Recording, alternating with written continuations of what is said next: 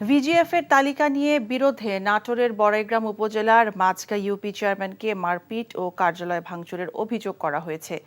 UP chairman Abdullah Al Azad দুলাল অভিযোগ করেন, ঈদ উপলক্ষে প্রধানমন্ত্রীর উপহার হিসেবে 10 কেজি করে বিশেষ ভিজিএফের চাল বিতরণের জন্য তার ইউনিয়নের 2249 জন দুস্থ মানুষের তালিকা তৈরি করা হয়। আগামী 15 জুন তালিকা অনুযায়ী চাল বিতরণ করার কথা রয়েছে। কিন্তু দুপুরে হঠাৎ করে স্থানীয় কিছু ব্যক্তি ইউনিয়ন পরিষদে গিয়ে স্থানীয় সংসদ সদস্য সিদ্দিকুর রহমান পাটোয়ারির নাম ব্যবহার করে বরাদ্দের 50% দাবি করে। চেয়ারম্যান তা দিতে অস্বীকার করলে সন্ত্রাসীরা এলোপাথারি তাকে মারপিট ও তার দপ্তরে ভাঙচুর করে। এ ঘটনার প্রতিবাদে মহাসড়ক অবরোধ করে বিক্ষুব্ধকারীরা।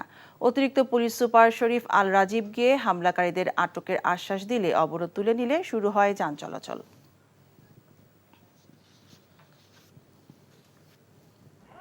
এখন জন্ম সনদ দিয়ে খোলো বিকাশ স্টুডেন্ট অ্যাকাউন্ট। নিজের বিকাশ নিজে কর।